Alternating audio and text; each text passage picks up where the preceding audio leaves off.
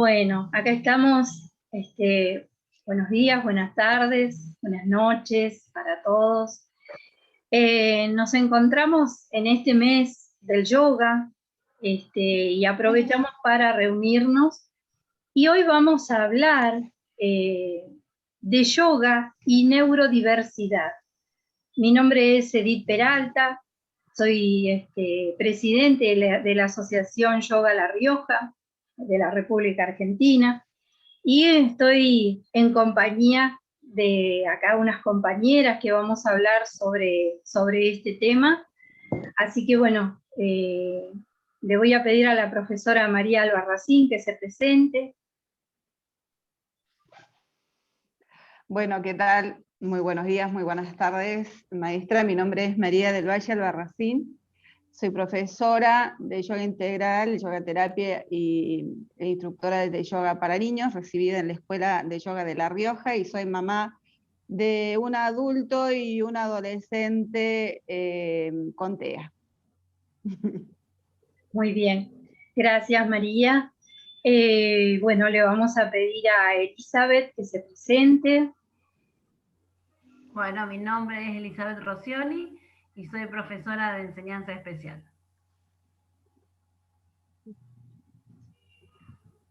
Muy bien, bienvenida también, igual que la profe María. Voy a presentar a Florencia y que se presente ella misma.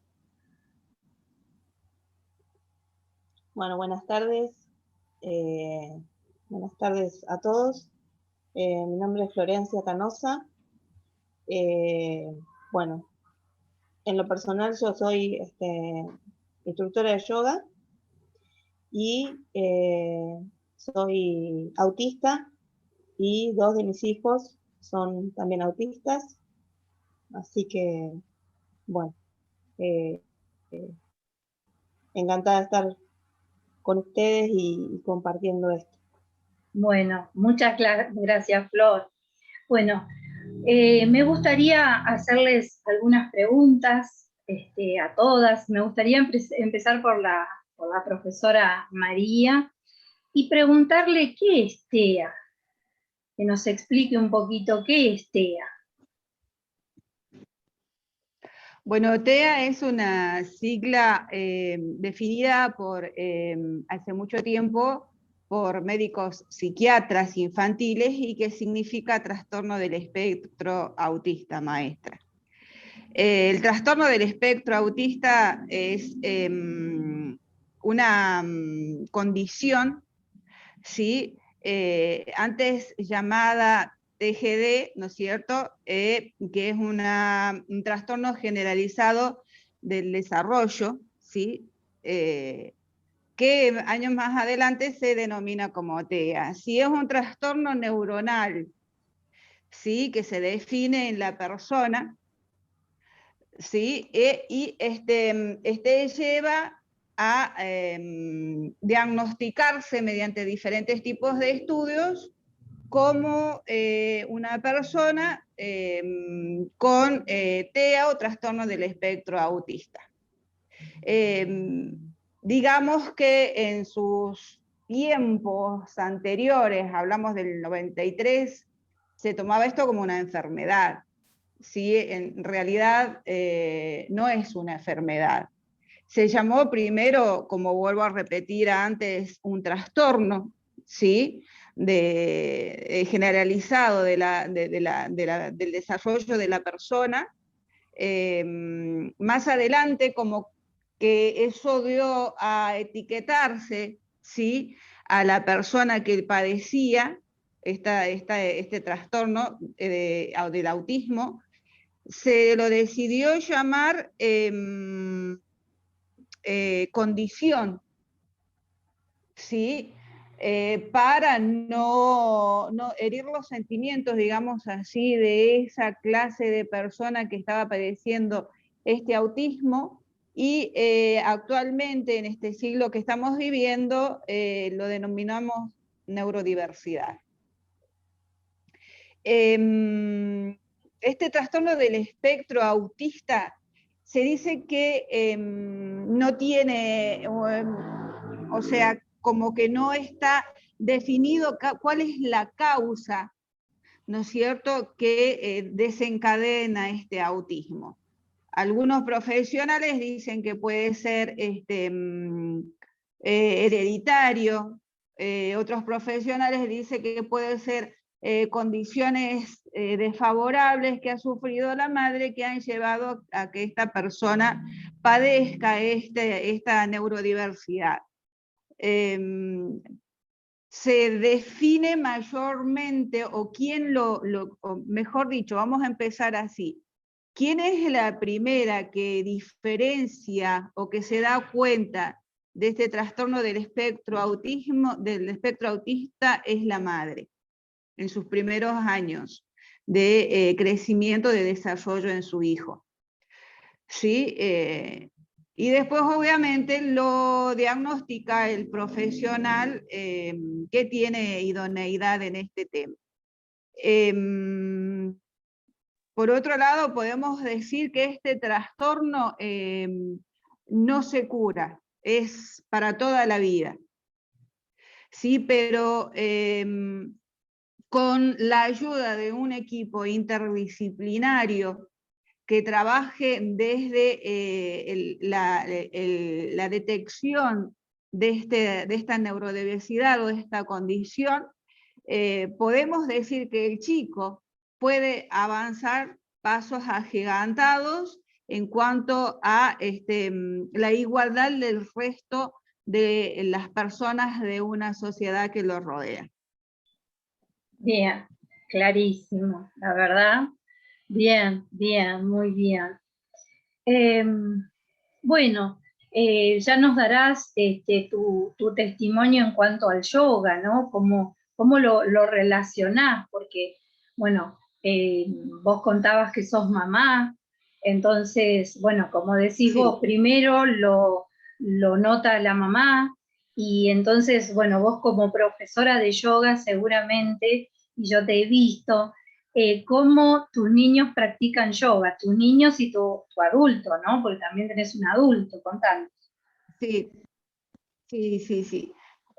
Bueno, nosotros somos 3 personas que vivimos acá en mi casa, 2 chicos con TEA y yo con otra condición, ¿no es cierto?, producto de una enfermedad básica.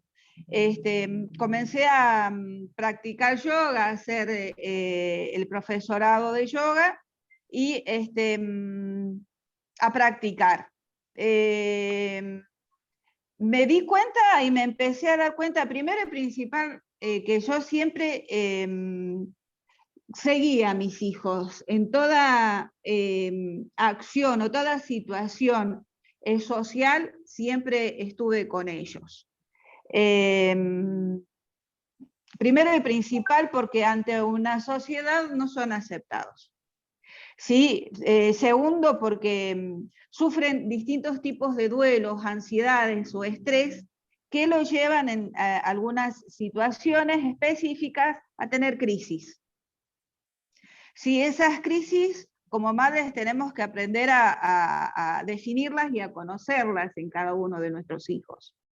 Y bueno, comencé a darme cuenta que mediante la práctica de yoga, que la había comenzado a realizar yo para mi mejor estilo de vida, ¿sí? Me empecé a dar cuenta que ellos se acercaban a mirarme y a observarme, y un día X, mi hijo más pequeño se acercó y me empezó a seguir. O sea, sin él saber lo que era una sana, sin él saber lo que era nada de por sí, en pequeñas cosas me empezó a seguir. Yo no le dije nada, ni le llamó la atención tampoco. Y bueno, después hablé con él y le pregunté si le gustaba lo que yo hacía, y él me decía que sí. Obviamente, hay veces que por ahí a ellos, depende del día como ellos se encuentren, ¿no? Hay días que sí pueden ser accesibles a una actividad y hay otros días en que no. Después, la próxima vez, decidí llevarlo a la práctica o al cursado del profesorado una tarde, y le pedí que se sentara, y de bien que estaba sentado solito se sacó las zapatillas y empezó a seguirme. En esos años él tenía 10 años, y sí me di cuenta de que los niños con estas condiciones, o con esta neurodiversidad, son como espejos. O sea, si a ellos les gusta algo, o les llama la atención algo, tratan, ¿no es cierto?, de seguir o reflejarse en la persona que tienen al lado para sentirse bien en lo que hacen. ¿Sí? Sin preguntar qué es lo que es o qué es lo que hacen, lo hacen. Sí, igualmente, al cantar también, él por ahí escucha y canta, sin entender lo que canta, pero él canta y se siente bien. Eso es lo importante. Entonces, ahí comencé a verificar, ¿no es cierto?, con la práctica, lo que pasaba con estos chicos, y me decidí a comenzar a trabajar con esta clase de chicos neurotípicos o con neurodiversidad. Y bueno, comencé a recibir chicos desde distintas edades. Sí, obviamente hay que tener en cuenta siempre, Suamini, la edad y las características que presente este chico. Porque podemos decir que son muy variables en la condición que tienen. Sí, hay chicos que son hiperactivos, hiperkinéticos, y hay chicos que son depresivos, tienden a ser callados, no relacionarse con nadie.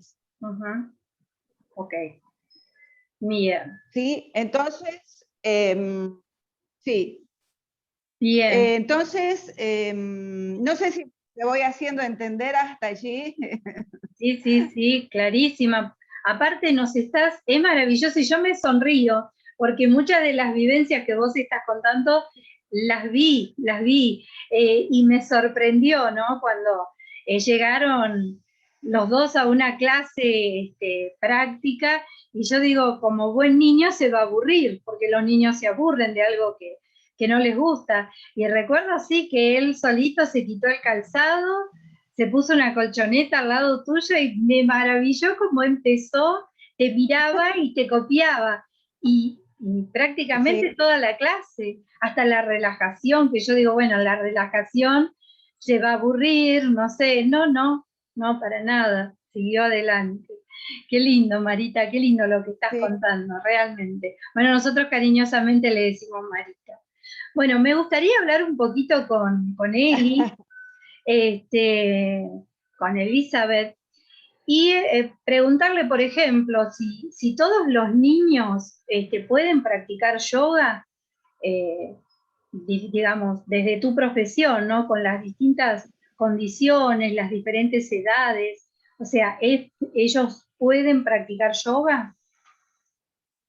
Tendrías que habilitarte. Habilitate el micrófono.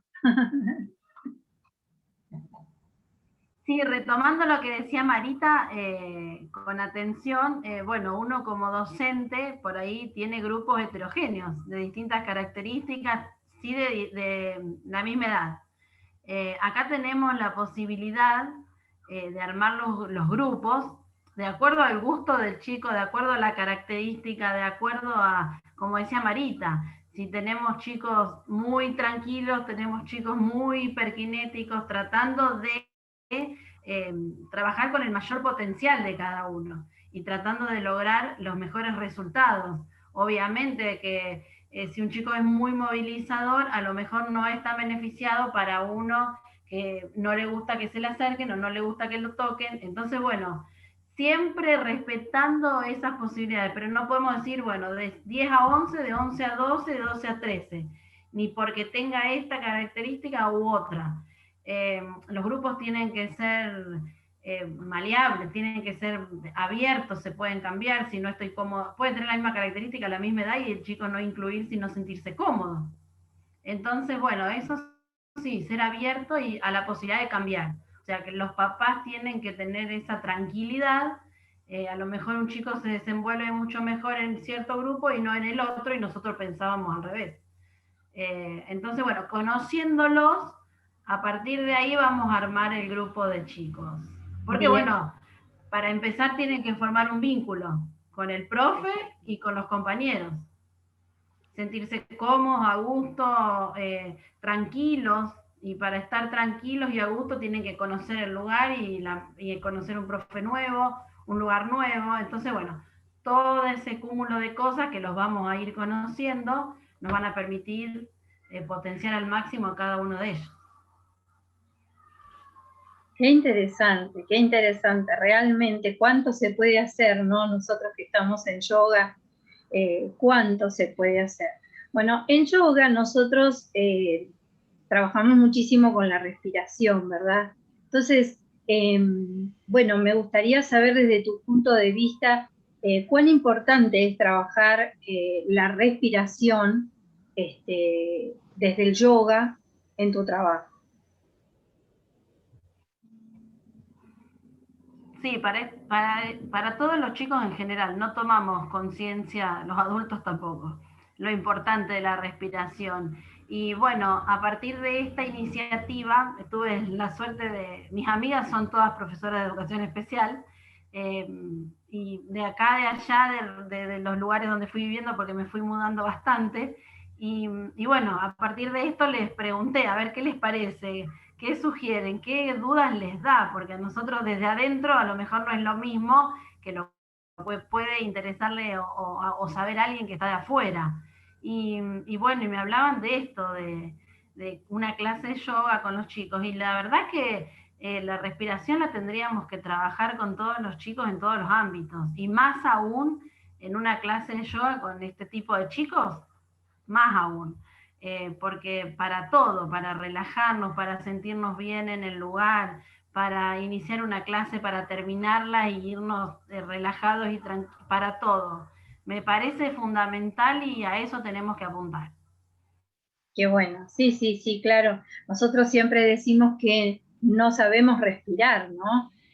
Porque si aprendiéramos a respirar correctamente, sería mucho más simple todo, realmente. Sí, sí, es así. Sí, Bueno, viendo de este tema, el otro día pensaba, cuando los chicos llegan muy excitados a un lugar o con mucha ansiedad y tienen esa respiración alta y rápida, bueno, ¿cómo empezamos una clase? Si no nos sentamos, nos relajamos y nos concentramos en la respiración, no podemos empezar. claro, claro, Por claro. eso, a eso voy de lo fundamental. Claro, claro. Nosotros desde el yoga, ¿no? Cuando los alumnos, no importa, grandes, chicos, el que fuera, tiene así como ese estado de mucha euforia y demás, empezamos a trabajar con posturas de fuerza, posturas de descarga, y donde se trabaja la respiración, porque si no, no se pueden realizar las posturas. Así que siempre estamos hablando de respiración. Maravilloso, muy bien. Bueno, me gustaría escuchar a Flor, que nos cuente un poquito desde su vivencia personal. Bueno, yo particularmente, aún antes de mi propio diagnóstico, desde hace más de 20 años vengo practicando yoga, y siempre me aportó eso, me aportó el, el poder controlar particularmente mi ansiedad, eh, poder tomar contacto con el ahora, que con determinados trastornos adyacentes y que varios de los autistas tenemos, eh, nos hace acelerarnos muchísimo y nos hace eh, vivir más allá del futuro inmediato, ¿no?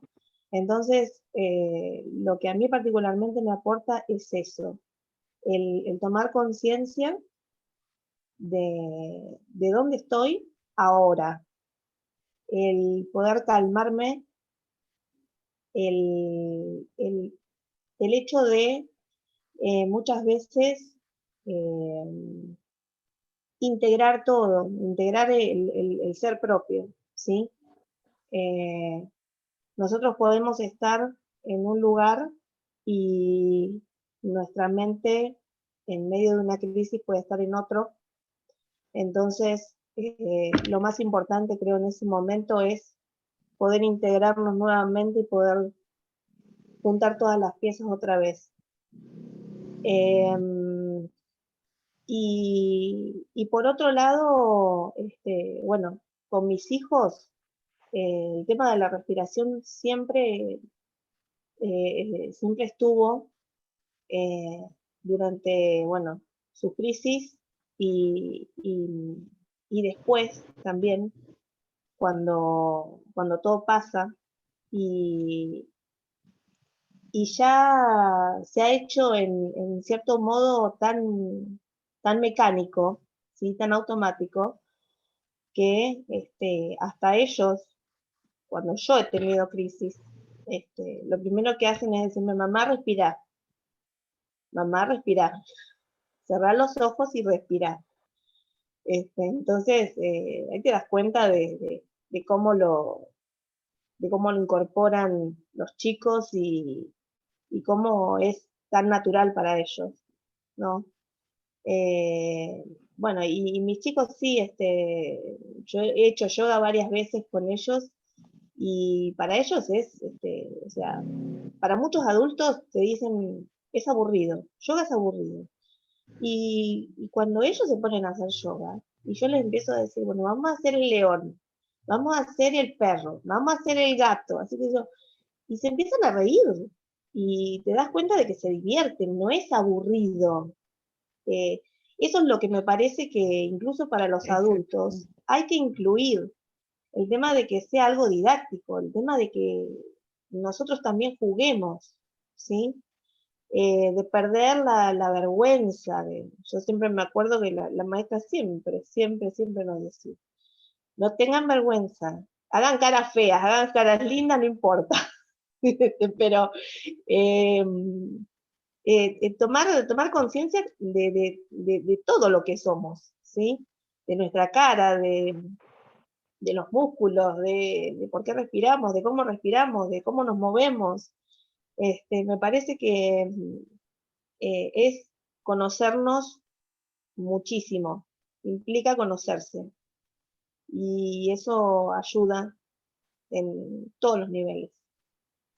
Claro, claro, te escuchaba y yo digo, es para todos, todos necesitamos esto de reírnos, esto de volver a conectarnos con nosotros, con el presente, o sea, es para todos, de tener clases divertidas, que si nos tenemos que reír, y yo siempre digo, no hay nada más lindo que reírse de uno mismo, de la cara que ponemos, de lo que fuera, o sea, no tiene por qué ser aburrida una clase de yoga. Y en ningún aspecto, sea para adultos mayores, para niños, para grandes, para adolescentes, para todos. Qué genial, qué lindo. Me parece que, disculpe maestra, por favor. Tanto lo que es el yoga como la neurodiversidad, hay que derribar muchos mitos, así como la gente cree que el yoga es postura de loto y 2 o 3 posturas más, tiene que sacarse ciertas ideas de la cabeza, y como bien decía Marita, esto es un espectro, no solamente el autismo, sino todas las personas, ¿sí? Todas las personas son diferentes, sí. Gracias a Dios, sí. Porque si no sería muy aburrido. Sí, tal cual. Qué bueno. Bueno, maravilloso, súper aporte, me encantó, Flor, muchas gracias.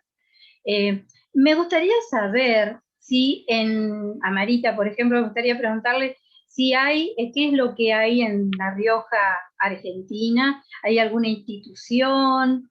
¿Hay instituciones? No sé si...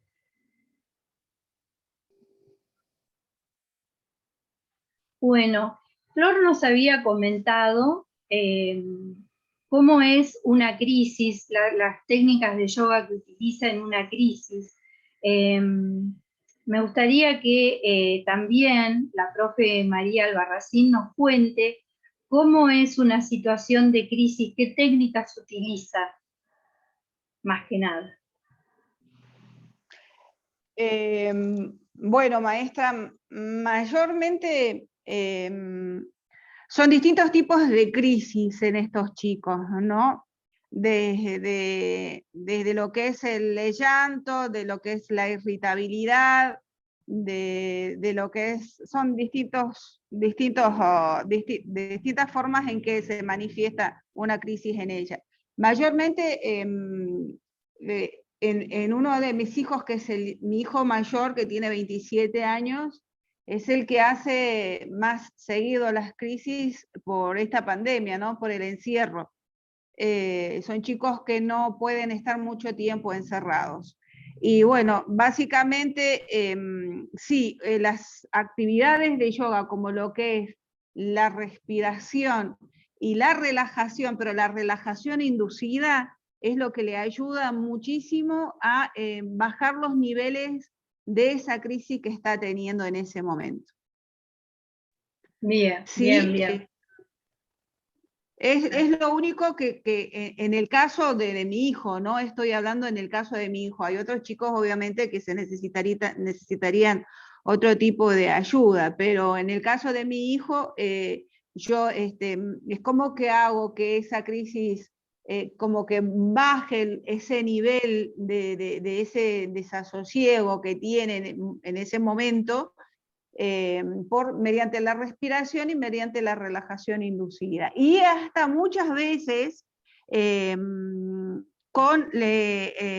escuchando mantras también pueden relajarse, y con el sonido de los cuencos tibetanos. Bien, bien. Eso quería preguntarle, por ejemplo, a Eli. ¿Cómo trabaja ella con la música con los niños? Con los niños o los adultos que tengas, ¿no? ¿Cómo se relaciona la música?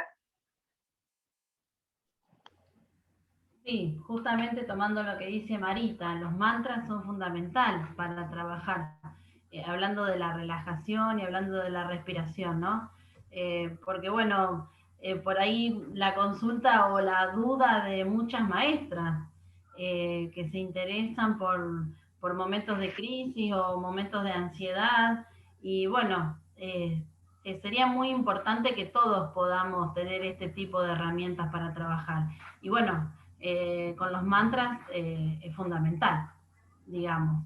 Por ahí se imagina uno un montón de música o en las clases de yoga con la maestra lo hablamos un montón, y no tiene en cuenta que la música después nos puede llevar a diferentes lugares o recuerdos. Entonces más vale, es más fructífero trabajar con los mantras en este tipo de clases. Claro. Y esos mantras se utilizan cuando estamos haciendo, cuando lo estamos haciendo en un espacio nuestro, digamos, con la autorización de sus papás, que es cantar, no es otra cosa que cantar, y eso se realiza de forma particular, no en la escuela, sino de forma particular. Muy bien. Bueno, Flor, no sé si querés aportar algo al respecto, o si se te quedó algo por decir.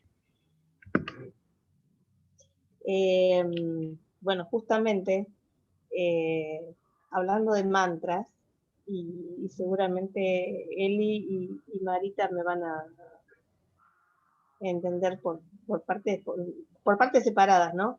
En los niños autistas se presenta un rasgo que es la ecolalia. La ecolalia es repetir un sonido varias veces ¿sí? Con el fin de para el autista es más que nada con el fin de familiarizarse con ese vocablo. Una forma de escucharse uno, ¿sí? Entonces, chicos, justo. Y resulta que el mantra es eso, es repetir un sonido, ¿sí? O sea, tenemos que ver la forma de que esos rasgos que a veces desde, desde la sociedad no son conocidos por ahí o no son entendidos, hay que tratar de incorporarlos de una manera que a nosotros nos beneficie. Y una de esas es el mantra, ¿sí? Que sería una repetición o sería una ecolalia para nosotros, solamente que es algo que nos beneficia. Qué interesante, qué interesante. Bueno, nosotros, por ejemplo, cuando tocamos instrumentos, es de forma repetitiva, porque es justamente para adormecer la mente. Así que, qué maravilla, mirá lo que es esto, ¿no? Qué lindo encontrarnos para poder hablar de este tipo de Tal cual. situaciones. Qué lindo, qué lindo. Bueno, muy bien entonces, la verdad, Me parece que, sí, para agregar lo último, me sí. parece que eso es un signo, por ejemplo, de que no todo lo que se manifiesta a través de la neurodiversidad debe ser acallado o debe ser cambiado, ¿sí? Sino simplemente debe ser adaptado. Porque por algo lo hacemos, ¿sí? La ecolalia, las estereotipias, a nosotros nos sirven para autorregularnos, ¿sí? Para calmarnos. Entonces, es una cuestión simplemente de adaptar lo que nosotros hacemos de una manera que nos haga bien. Bien, claro, por supuesto. Por supuesto, desde ya. Nosotros sabemos que hay no sé, muchas clases de yoga de otros profesores de otros lugares que, bueno, la clase es muy estructurada, hay que hacer esto y hay que hacer esto, y la postura tiene que salir perfecta, y en nuestro caso no. Nosotros no trabajamos de esa forma. No existe la postura perfecta, existe la postura que a cada uno le salga y eso está bien. Entonces, también está bien reírnos por hacer una cara determinada y el otro se ríe y uno se ríe de uno mismo. Así que hay que salir un poco de la estructura y disfrutar de una clase de yoga con todos los aportes que el yoga nos brinda.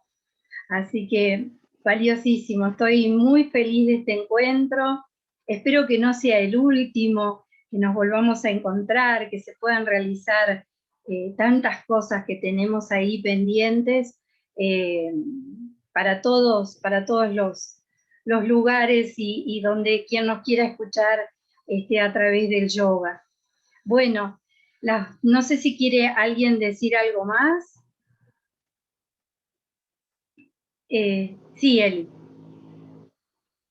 Una cosita, con respecto a lo que dice Flor, de tomar las características de cada uno, a eso nos referíamos con la formación de los grupos, y dejar en claro esto y difundirlo, que el yoga no es algo aburrido, que podemos hacer clases súper divertidas, que podemos trabajar con pinturas, con pictogramas, en caso de que algunos chicos, porque nos olvidamos de la comunicación, hay muchos chicos que tienen muchos problemas de comunicación, y usando pictogramas, que son dibujitos, imágenes de ellos mismos o de figuras cualquiera relacionadas con una palabra. Entonces podemos trabajar con eso, con imágenes, con cartas, con videos.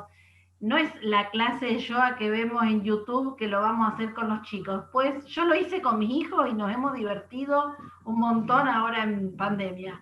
Entonces puede ser muy divertido. Esto es lo que tenemos que difundir y lo que tenemos que saber.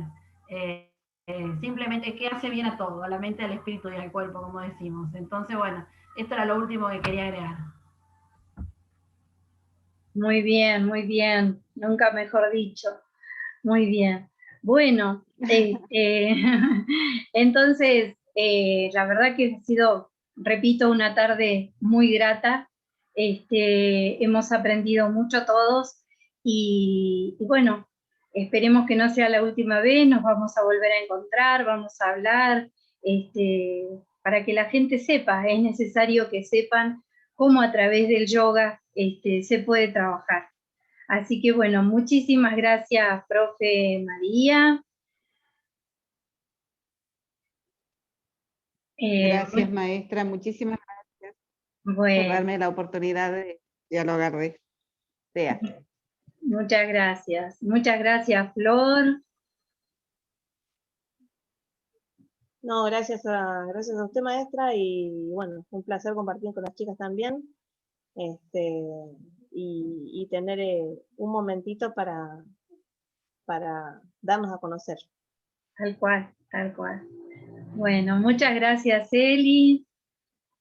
Gracias por estar aquí.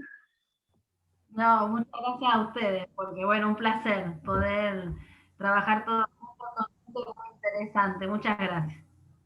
Bueno, muchísimas gracias. Entonces las despido por este momento nada más, así que ya vamos a volver a encontrarnos. Muchas gracias.